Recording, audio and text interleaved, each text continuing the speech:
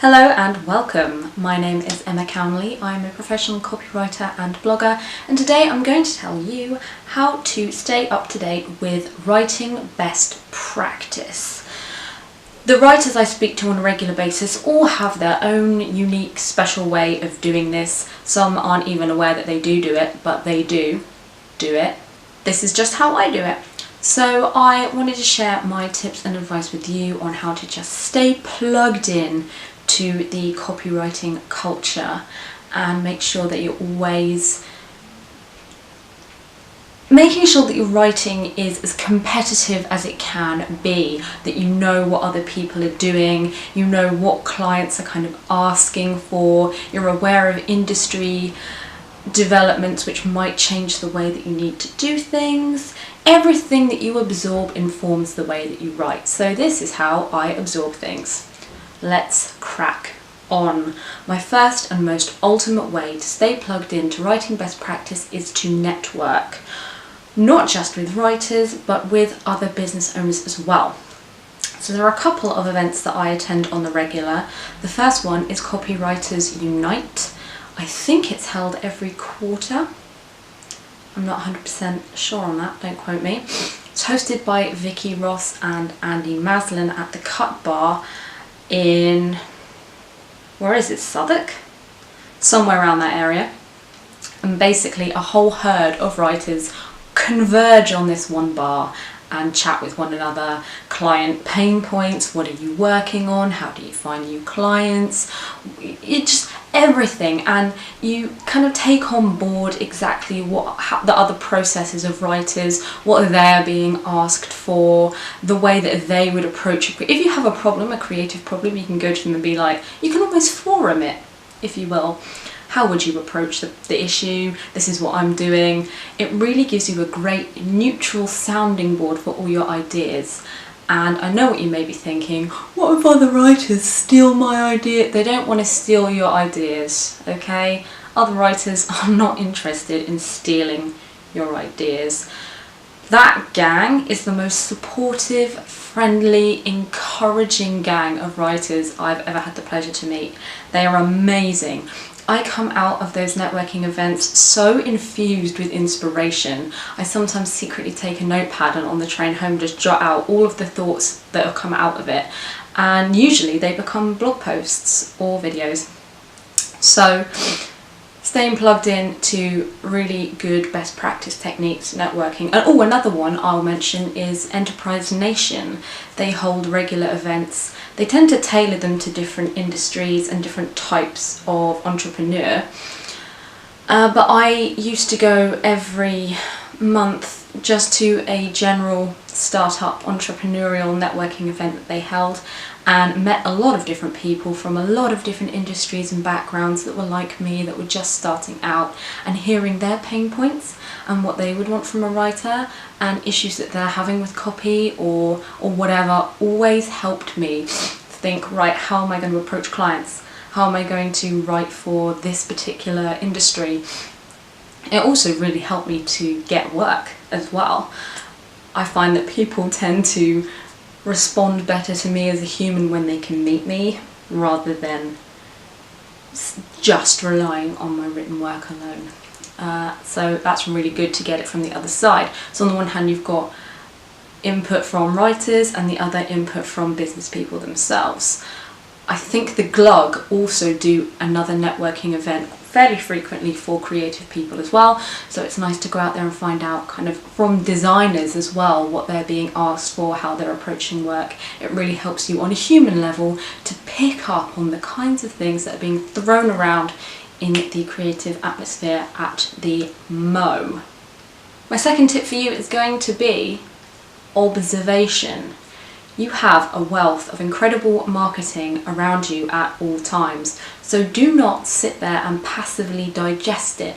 When you see an advert on the tube, at the bus stop, in a magazine, on the back of packaging that you're holding, in the supermarket, anywhere, you are surrounded by advertising constantly. If something particularly catches your eye, take a screenshot.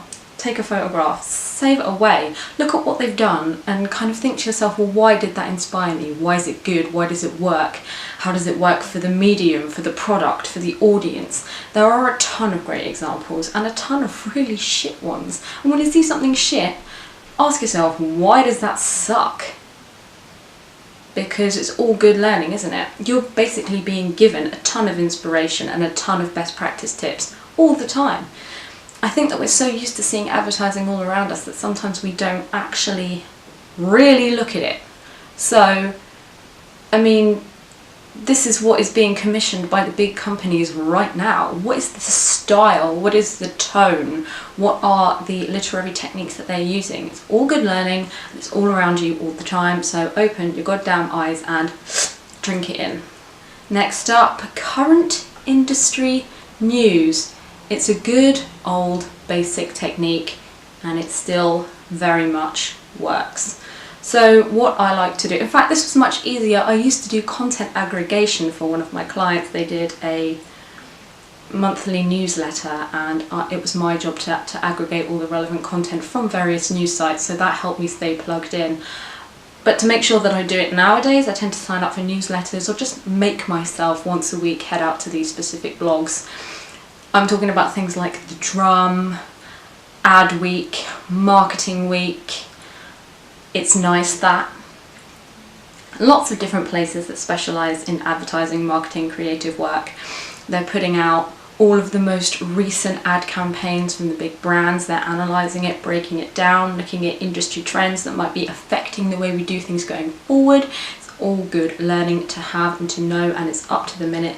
All good learning. So make sure that you're signing up for regular newsletters, or you're following them on social, or you're just making the time to go there, visit, have a little scroll through with your eyes and make sure that you are taking it all in. Finally, and probably the most obvious of all of these tips, is to visit a writing blog. I've written a blog post, ironically, on writing blogs, and the ones that I visit on the regular most frequently, they are blogs like Copyblogger, the Creative Revolt. I like to swing by the Grammarly blog, I like to swing by the Grammar Girl blog, and even the dictionary and thesaurus.com. They've got some really quite good blog posts. Either way, if there's a new trend in writing, they are on it like a bobcat on its prey, ripping into it and exposing the innards so that you can learn all about it.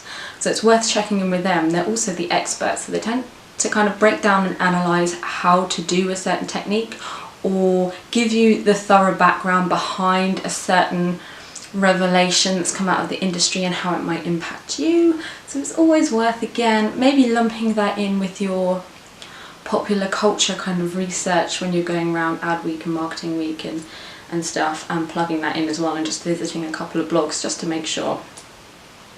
Oh, another good one if we're going with blogs is the MailChimp blog. If you, like me, write a lot of marketing emails, MailChimp do a fantastic job of sharing their learnings. So do the guys at Phrasey. If you follow me on Twitter, you know I love a good bit of Phrasey.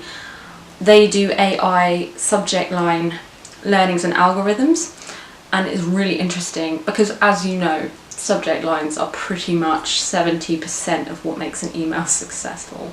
So it's really good to stay up on best practice for subject lines. As we know, subject lines successes differ from company to company, customer base to customer base, but as long as you know what the trend is and what the statistics suggest a successful open rate looks like, you can start to tailor your approach. So it's all really handy. I hope that you found this video useful today. If you did, you can give it a thumbs up, or you can subscribe to my channel for more wicked badass learnings on writing. You can also follow me on Twitter at ejcamley, and I'll be happy to have you. If there's a video that you would like me to make for you, you can leave me a comment below or shout me out on Twitter, and I'll happily do that for you. Until next week, take care and peace out.